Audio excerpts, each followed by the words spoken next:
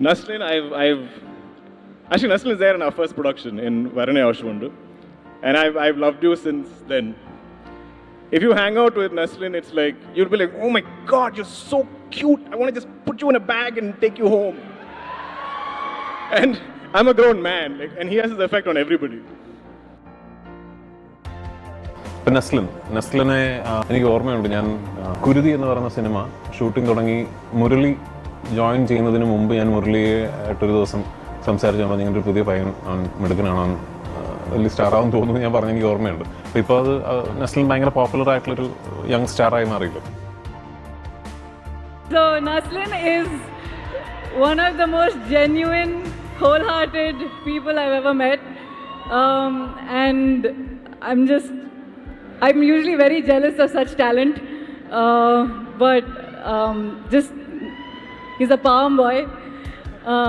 I think they say Papam over here. Papam, yeah, Papam boy. And I'm just really happy for everything that's happening in his life. On the day of release, me and Naslin didn't step out.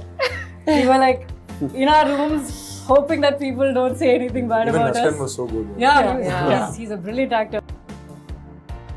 Moreover നസ്ലിനെ audition ചെയ്ത് ഞാനായിരുന്നു ഏറ്റവും first. നസ്ലിന് ആദ്യം കയറി വരുന്നത് ഞങ്ങളുടെ റൂമിലേക്കായിരുന്നു first കയറി വരുന്നത്. അപ്പം നസ്ലിൻ കയറി വന്നിട്ട് ഇങ്ങനെ ബാക്കി എല്ലാവരും കൊണ്ട് എന്തെങ്കിലുമൊക്കെ ചെയ്യിപ്പിച്ചിരുന്നു. നസ്ലിനെ കൊണ്ട് ഒന്നും ചെയ്യിപ്പിച്ചൊന്നുമില്ല ഞങ്ങൾ.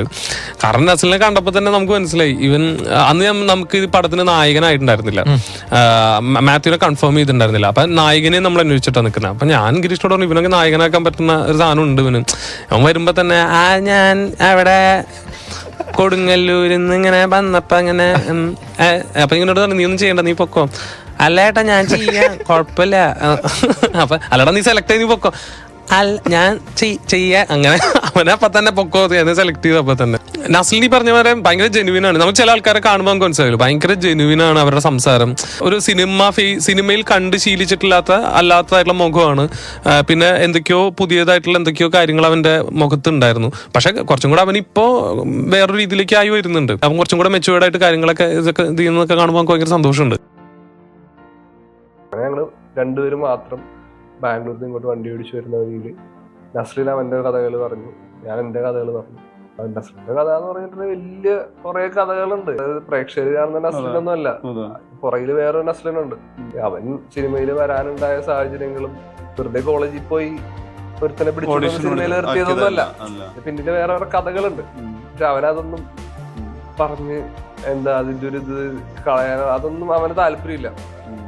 അങ്ങനെ എങ്ങനെയാണോ ആൾക്കാർ ചിന്തിക്കുന്നത് അതങ്ങനെ മെയിൻറ്റെയിൻ ചെയ്യാന്നുള്ളൊരിതുണ്ട്.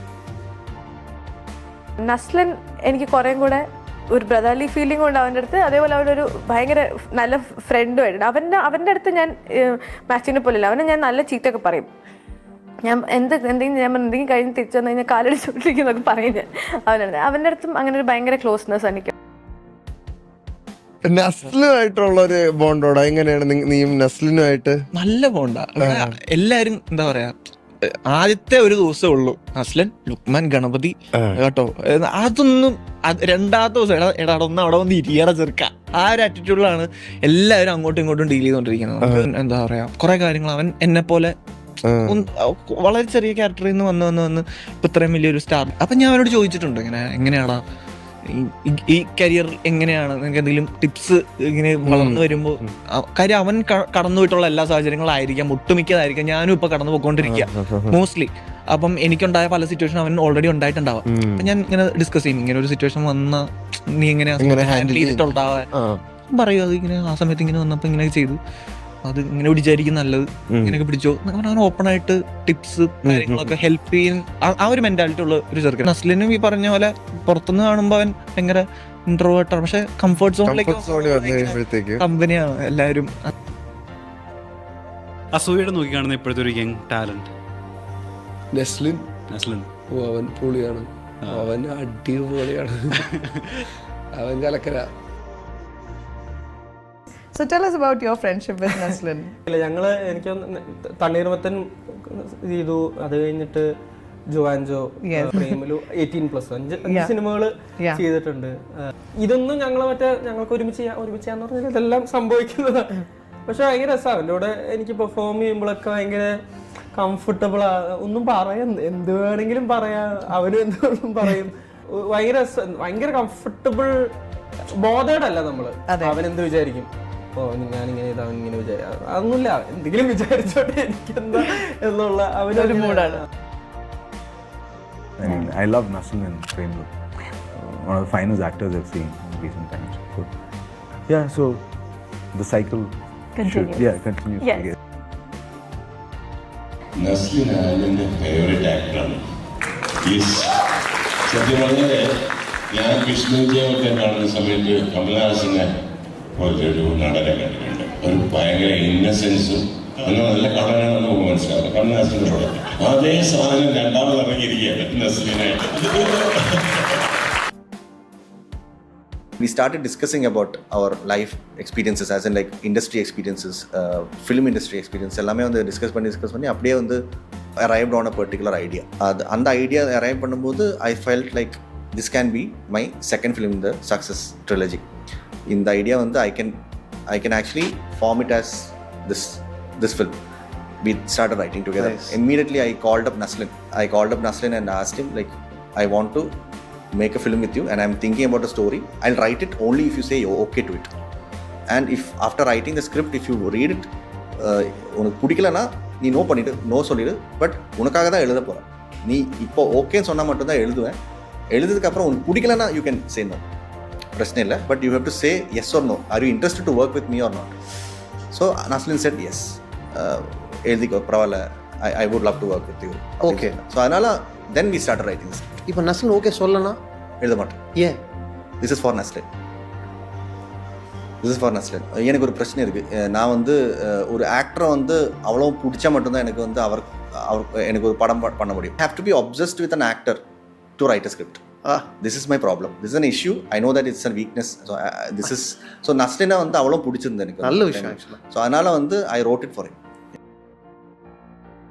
ఎక్స్ప్రెషన్ ఇచ్చాడు, ఒక యాక్టింగ్ చేశాడు. అది ఏంటది? ఇదా? What is that? Come here, show me that. What is that? ఏంటి that? What is the meaning of that? But it doesn't look like high. No, because of you are having something in your hand. Okay, peanut. Okay. యాటిట్యూడ్తో ఇలా తిరిగి ఇలా అంటే theatre దద్దరిల్లిపోయింది. ఏనా, నాకు జనాలు ఎంత అప్రిషియేట్ చేశారంటే దానికి, అరే మేము ఇంత కష్టపడి యాక్షన్ సీన్స్ అవన్నీ తీసి ఎంత కష్టపడుతున్నాం, ఆ విజిల్స్ క్లాప్స్ రావడానికి, ఈ కుర్రగోతులోడు ఒక యాక్టింగ్తో ఒక చిన్న పర్ఫార్మెన్స్తో కొట్టేస్తున్నాడు అని. It's okay, it doesn't matter even if you don't understand what I'm saying. చాలా బాగా చేశాడు, very good. This guy has a very bright future. ഞാൻ ആ സിനിമകൾ കണ്ടു. നസ്ലിൻ്റെ കൂടെ അഭിനയിച്ച ആളല്ലേ, അപ്പോൾ നമുക്കൊരു ബ്രദർലി അഫെക്ഷൻ ഉള്ളൊരു പയ്യനാണ്. കാരണം നമ്മളും ഒരു കാലത്ത് പുതുമുഖമായിരുന്നു. നമ്മൾ അതിൽ നിന്ന് 10-29 വർഷം മുമ്പ് നമ്മൾ ഈ പറയുന്ന ഒരു സ്ഥലത്ത് നിന്ന് വന്ന ഒരാളാണ്. അപ്പോൾ അതുപോലെ പുതിയ ആൾക്കാരൊക്കെ നമ്മൾ പ്രൊമോട്ട് ചെയ്യുകയും അവരൊരു നല്ല കാര്യങ്ങൾ ചെയ്തു കഴിഞ്ഞാൽ നമ്മളതിനെ അപ്രിഷ്യേറ്റ് ചെയ്യുന്ന ഒരാൾ തന്നെ. തണ്ണിമത്തല്ലോ ആളെങ്ങനെയാണോ അതുപോലെ തന്നെയാണ്, ഒരു മാറ്റമൊന്നുമില്ല, പഴയ നസ്ലിൻ തന്നെയാണ്. സെറ്റിൽ എന്ന് വെച്ചാൽ ഫുൾ ഫണ്ണിയാണ്, ഒരു സോഷ്യൽ ബട്ടർഫ്ലൈ ആണ് ആള്. എല്ലായിടത്തും കോമഡിയും പറഞ്ഞ് ചിരിച്ചടക്കുന്ന അങ്ങനത്തെ ഒരു ആൾ. എല്ലാവർക്കും എന്നെ മതി.